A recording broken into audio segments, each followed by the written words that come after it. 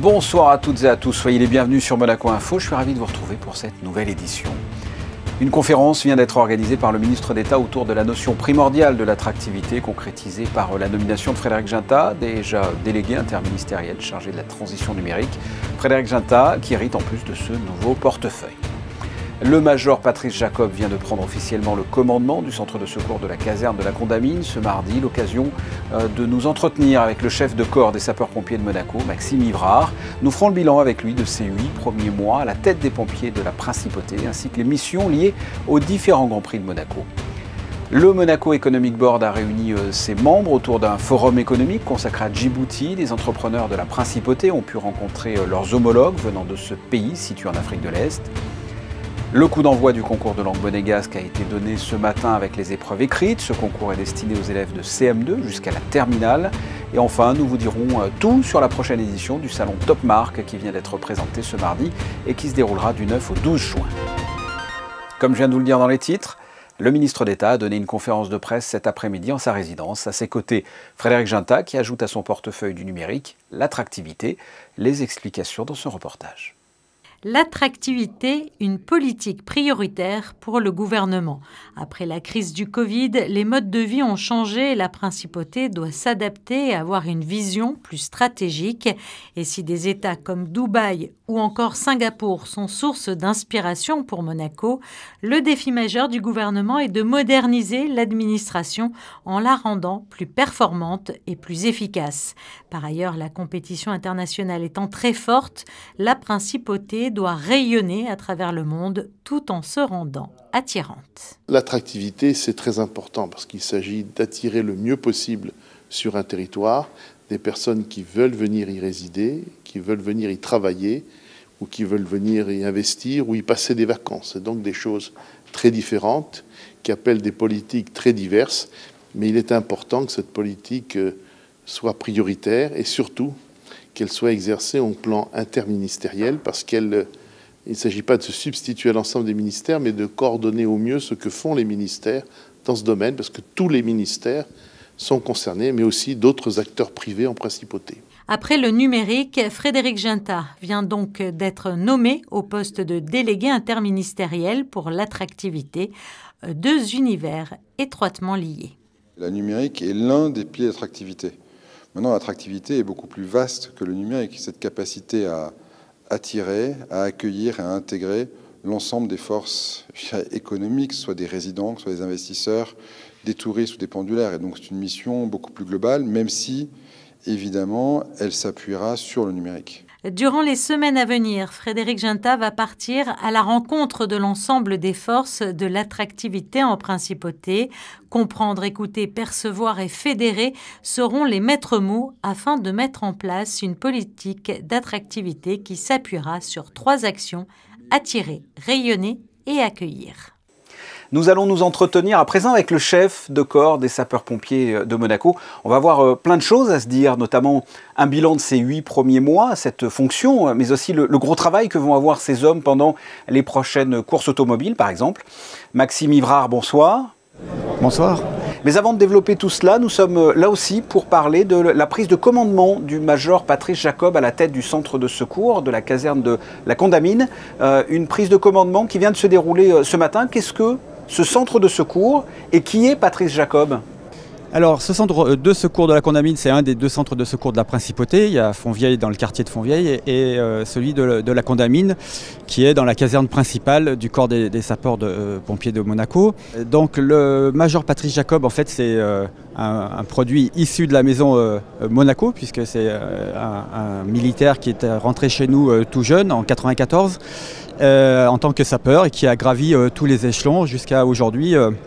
Cette fonction importante pour un militaire qui est celle de commander et de commander donc un centre de secours en Principauté. Et en ce qui vous concerne, donc vous êtes le chef de corps des sapeurs-pompiers de Monaco depuis 8 mois maintenant. C'est l'occasion peut-être de faire un point d'étape, entre guillemets, sur vos 8 premiers mois à cette fonction. Qu'est-ce que vous pouvez dire de ces 8 premiers mois ? Eh bien, écoutez, ça a été 8 mois riches, denses, puisque j'ai fixé une feuille de route, j'ai réorganisé un certain nombre de points au niveau de mon état-major et j'ai créé ce deuxième centre de secours à part entière, puisqu'avant il était intégré à l'état-major et pour des raisons d'efficacité opérationnelle, j'ai souhaité le dissocier en nommant à sa tête un sous-officier, donc un major, pour le commander. Après, j'ai également mis en place au sein de notre état-major un bureau des ressources humaines pour gérer au mieux les carrières des militaires et le recrutement, puisque en fait, ce qui est important chez nous, c'est vraiment les ressources humaines et il faut les manager au mieux, les former, les suivre pour leur tracer des profils de carrière qui soient intéressants pour eux et pour le corps et pour la principauté. Ce week-end aura lieu le Grand Prix historique et fin mai le Grand Prix de F1. Les sapeurs-pompiers de Monaco sont particulièrement sollicités pendant cette période. Quelles sont vos missions pendant les Grands Prix comme ça ? Pendant les Grands Prix, on a effectivement 100% d'effectifs qui est mobilisé. Donc personne n'est en congé, tout le monde est sur le pont.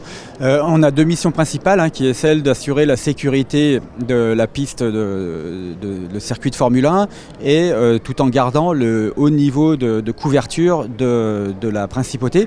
Donc on a 2 dispositifs, un dispositif d'environ un peu plus de 100 sapeurs-pompiers sur le circuit et puis le reste, entre 50 et 70 sapeurs-pompiers qui assurent la couverture de la ville. Et c'est le moment de l'année qui est le plus chargé pour nous en termes d'activité opérationnelle. La saison estivale arrive, ça a un impact aussi sur vos missions ? Alors la saison estivale, elle a déjà commencé en principauté. On voit qu'il y a de nombreux touristes qui arrivent, soit par la partie maritime avec les navires de croisière, soit par la partie terrestre. Mais ça a un impact pas forcément très important, mais ça rajoute quelques personnes à ce flux de personnes qui vient en principauté pour travailler tous les jours. En ce moment, est-ce que les pompiers recrutent ? Il y a d'ailleurs, je crois, une campagne de recrutement à travers un nouveau site internet, c'est ça ? Oui, alors on a déployé cette année un site internet pour toucher le plus grand nombre de personnes et surtout cibler nos profils. Donc tous les ans, on recrute entre 6 et 12 sapeurs-pompiers pour remplacer ceux qui nous quittent, soit pour départ à la retraite, soit parce qu'ils arrivent en fin de carrière et ils choisissent de partir pour d'autres horizons. Donc cette année, on va recruter une dizaine de jeunes sapeurs-pompiers. D'accord. Comment est-ce qu'on doit faire ? Ce site a un nom ? Ah oui, tout à fait, ça s'appelle Devenir sapeur-pompier de Monaco. Soit vous l'atteignez depuis le site du gouvernement princier, soit en direct avec ces mots-clés. On a eu plus de 2000 consultations et aujourd'hui on a 150 à 180 dossiers qu'on est en train d'exploiter. Et les femmes dans tout ça, j'ai envie de dire. Jusqu'à présent, à ma connaissance, il n'y a jamais eu de femmes sapeurs-pompiers à Monaco. Il y en a eu chez les pompiers de Paris, par exemple. Est-ce que c'est parce que c'est interdit ? Est-ce que c'est parce qu'il n'y en a jamais eu qui sont venus poster une candidature ? Comment se fait-il qu'il n'y a jamais eu de femmes jusqu'à présent ? Alors comment se fait-il ? Alors moi, ça fait pas très longtemps que je suis en principauté. En tous les cas, ça n'a jamais été interdit. Il y avait une contrainte quand même qui était forte, qui était celle d'avoir servi sous les drapeaux français et des militaires féminines françaises. Il commence à y en avoir, puisque ça fait une quinzaine d'années que les armées françaises ont féminisé. Mais là, je dirais, c'est ouvert. Si une jeune fille souhaite vivre l'aventure de sapeur-pompier de Monaco, elle peut postuler à partir du moment où elle répondra aux exigences du statut des militaires et des critères, je dirais, d'aptitude médicale, sportive et intellectuelle qu'on teste tout au long du parcours de sélection. Maxime Ivrard, merci et bon courage pour les jours qui arrivent. Les pompiers ont eux aussi un rôle capital pour le bon fonctionnement du Grand Prix. Tout à fait, merci à vous, bonne soirée. Bonne soirée. Nous passons au premier point info du journal avec vous, Yannick de Bever. Bonsoir. Plusieurs ambassadeurs ont remis leur lettre de créance au souverain ce mardi. Bonsoir Fabien, bonsoir à toutes et à tous. 4 nouveaux ambassadeurs ont été accrédités par son Altesse Sérénissime. Les lettres de créance ont été remises par son Excellence Datomod Zamrouni Khalid, représentant de la Malaisie, Madame Mena Rawlings, ambassadrice du Royaume-Uni, Monsieur Maurice Kouakou Bandaman, ambassadeur de la Côte d'Ivoire, et puis Madame Anna Bosman, ambassadrice du Ghana. La mission pour la transition énergétique fêtait hier les 5 ans de la mise en place du livre blanc avec un séminaire et plusieurs ateliers participatifs. L'objectif de ce séminaire était de rappeler les travaux du livre blanc publié en 2017, les actions mises en œuvre depuis, les missions en cours et puis celles prévues jusqu'en 2030. Les 4 ateliers mis en place ont permis de se projeter vers le Monaco demain, c'est-à-dire voir avec différents acteurs du quotidien de la principauté comment atteindre l'objectif de réduction d'émissions de gaz à effet de serre aux horizons 2030 et 2050. Et puis, bonne nouvelle, Yannick, le taux d'incidence de la Covid-19 continue de baisser. 393 contre 433 la semaine dernière. Les chiffres sont encourageants en principauté malgré 21 nouvelles contaminations recensées ce lundi et 8 personnes hospitalisées. Pour contrebalancer ces chiffres, on peut également noter les 30 guérisons. Merci Yannick, on vous retrouve dans quelques instants. Retour sur un forum économique qui vient de se tenir au Larvoto. Une délégation djiboutienne a rencontré les membres du MEB hier. Le reportage de Christine Datomel et Sylvain Péroumal. Les entrepreneurs et les représentants de nombreuses institutions implantées en République de Djibouti se sont réunis à l'hôtel Méridien le temps d'une journée pour échanger et partager avec les chefs d'entreprise monégasques. Ce petit territoire situé en Afrique de l'Est est francophone et extrêmement dynamique, notamment en matière de trading et de digital, des domaines qui pourraient séduire les hommes d'affaires œuvrant en principauté. Il faut savoir que commercialement, la principauté de Monaco, c'est aussi une porte vers l'Afrique. Et Djibouti, c'est un port extrêmement important qui détermine une très grande partie du trafic mondial. On parle d'infrastructures portuaires, on parle de logistique, on parle de trading. Et donc, à partir de là, à Monaco, on a beaucoup de choses à se dire avec les gens de Djibouti. Nous avons une économie à Djibouti qui est en pleine ébullition dans cette région tourmentée de l'Afrique de l'Est. Djibouti est la porte d'entrée de 400 millions d'habitants qui sont la COMESA. C'est la porte d'entrée immédiate de 110 millions d'habitants qui est l'Interland éthiopien. Ils sont assez demandeurs, ils sont venus ici avec vraiment dans l'esprit de pouvoir créer des liens, des passerelles avec la principauté de Monaco. C'est dû en grande partie à la personnalité des consuls, des 2 consuls que nous avons, le consul de Djibouti à Monaco et le consul de Monaco à Djibouti, qui ont su créer des liens aussi et qui nous apportent ici des chefs d'entreprise, mais aussi des institutions de Djibouti avec lesquelles nous entamons un dialogue avec nos propres entreprises. Comme au Monaco, nous sommes un petit pays de 23 700 km², donc nous ne produisons pas beaucoup de choses, mais nous avons ce qu'on appelle le capital humain, comme à Monaco, dans les télécommunications, dans les ports et dans les services. Le secteur bancaire joue également un rôle essentiel dans l'économie de la République de Djibouti. La position géographique de Djibouti et sa stabilité politique et économique ont permis à la nation de créer un secteur financier dynamique, des atouts de taille pour les entrepreneurs du monde entier. Nous le suivons chaque année pour vous. Le coup d'envoi du concours de langue monégasque a été donné avec les épreuves écrites. Sandrine Nègre et Sylvain Péroumal les ont suivis pour vous avec des collégiens à l'Annonciade. Reportage. Valorisation, sauvegarde, promotion du patrimoine et de la culture monégasque. Ce concours poursuit donc plusieurs missions. Il est destiné aux élèves du CM2 à la terminale, une belle manière de sensibiliser les jeunes à cette langue monégasque. L'organisation de ce concours est un moment important dans le calendrier de la mairie. Cette année, nous allons fêter la 41e édition du concours monégasque qui a été créé donc en 1981 avec le soutien de la Direction de l'Éducation nationale de la jeunesse et des sports et du Comité national des traditions monégasques. Nous avons toujours à l'esprit cette phrase importante prononcée par le prince Régnier III le jour de l'inauguration de l'Académie des langues dialectales en 1982. Il disait « Laisser mourir une langue, c'est ternir à jamais l'âme d'un peuple, c'est renoncer à l'un des legs les plus précieux de son passé. » Je crois que tout est dit. Et le message a été entendu. La preuve, ces collégiens ont répondu aux questions qui leur étaient posées, questions sur le passé composé et l'imparfait, mais aussi sur les institutions et les princes de Monaco. Prise de pouls plutôt positive à l'issue de cette première étape du concours. Allora figli, allora che tutto è finito, pourriez dire comment s'est passé questa prova scritta stamattina? C'est bien passé ou c'est pas bien passé? C'est bien passé. Ça s'est bien passé. C'était alors les questions, ça allait, c'était facile parce que c'était par rapport au programme qu'on avait appris. En faisant l'italien en LV2, du coup, il y a des ressemblances, donc aussi ça aide et c'est vraiment une autre langue et c'est agréable d'apprendre autre chose. Franchement, cette épreuve était plutôt simple. Le temps est plus court que la dernière fois, mais vu la difficulté des questions, c'est bon, c'est pas un problème. Et j'ai bien aimé, cette épreuve était plus intéressante que l'autre, que l'ancienne. Après l'écrit, place à l'oral dans 3 semaines, puis ensuite pour certains rendez-vous dans la cour d'honneur de la mairie le lundi 20 juin pour la cérémonie de remise des prix. En attendant, voici, après avoir sondé les jeunes, le top 3 des expressions monégasques les plus connues. Deo Juvante avec l'aide de Dieu, Dagemunegu, Ale Monaco et Acerevede. À bientôt.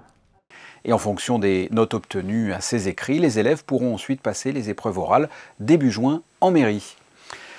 On vous retrouve Yannick pour un point culturel avec d'abord un appel à candidature lancé par la mairie pour la fête de la musique. Ce sera le 21 juin prochain et pour celles et ceux qui souhaiteraient y participer, il suffit d'envoyer votre candidature à l'espace Léo Ferré au 25-29 avenue Albert II. Dans cette candidature, joignez une maquette audio ou vidéo ainsi que votre numéro de téléphone et adresse mail. Attention, vous avez jusqu'au 20 mai pour tenter votre chance. On reste dans le domaine de la musique avec un concert dédié au jeune public à l'espace Léo Ferré. Ce mercredi, jour des enfants, l'espace Léo Ferré propose un concert de reprise des chansons des Kids United. Accompagné par l'Académie Régnier III, ce sont des classes des collèges Charles III et François d'Assise Nicolas Barré qui reprendront les titres du célèbre groupe. Début de ce concert libre et gratuit à 14h. Et puis on termine ce point musical avec le programme des Thursday Live Session de ce jeudi. Las sera l'invité du Grimaldi Forum ce jeudi soir à 20h30.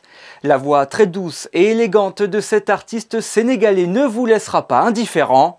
Las vous plongera dans son univers coloré à base de raga, afropop et electro house. L'entrée est gratuite et possible à partir de 18h30. Et nous y serons pour enregistrer l'émission Backstage consacrée à cet artiste. C'est parti pour la 17e édition du salon Top Marque. Ce salon de renommée internationale se déroulera du jeudi 9 jusqu'au dimanche 12 juin. Cette exposition automobile annuelle fait partie des rendez-vous incontournables en principauté. Reportage signé Vanessa Dessy sur des images de Sylvain Perromal.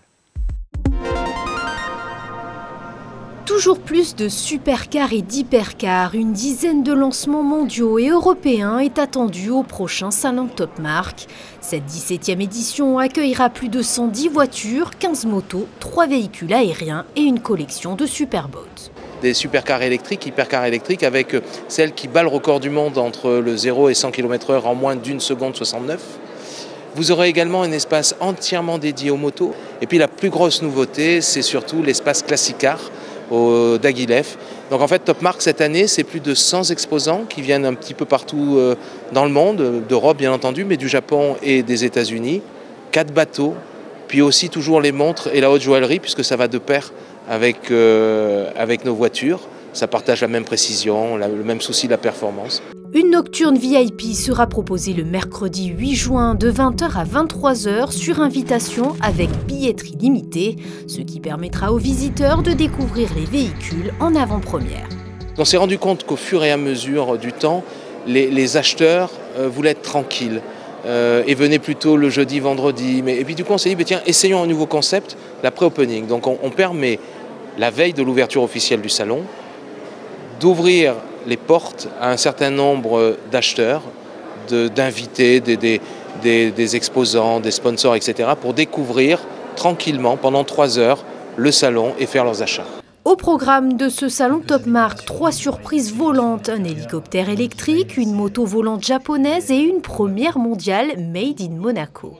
La MC1, on va considérer que c'est une énorme voiture volante, enfin un énorme drone qui peut transporter des gens, ou de la charge utile en fonction de la configuration de départ.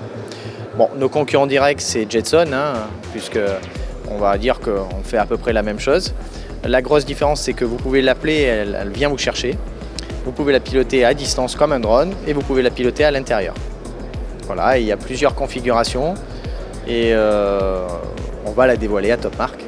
Avec la participation exceptionnelle de l'influenceur automobile GMK, cette 17e édition du Salon Top Marque aura lieu au Grimaldi Forum du 9 au 12 juin prochain.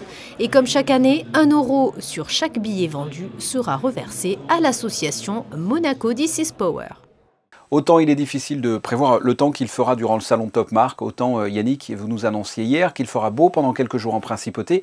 Y a-t-il un changement de programme ? Rien à signaler, Fabien, le soleil sera encore au rendez-vous demain et avec lui des températures très agréables. Il fera 16 au lever du jour et jusqu'à 23 degrés dans l'après-midi. Le soleil se lèvera à 6h08 pour se coucher à 20h45. Ce mercredi 11 mai, il faudra souhaiter une bonne fête à toutes les Estelles. Et on connaît très peu de choses sur Estelle de Sainte. Ce serait une martyre et serait née au 1er siècle après Jésus-Christ. Voilà pour la petite histoire. Les photos du jour pour clore ce journal, et nous en avons parlé dans cette édition avec notre invité. Elles sont consacrées à la prise de commandement du major Patrice Jacob à la tête du centre de secours de la caserne de la Condamine. Ce sont des photos de Manuel Vitali. Ce journal est terminé. Je vous donne rendez-vous sans faute demain à 19h. À très bientôt. Au revoir.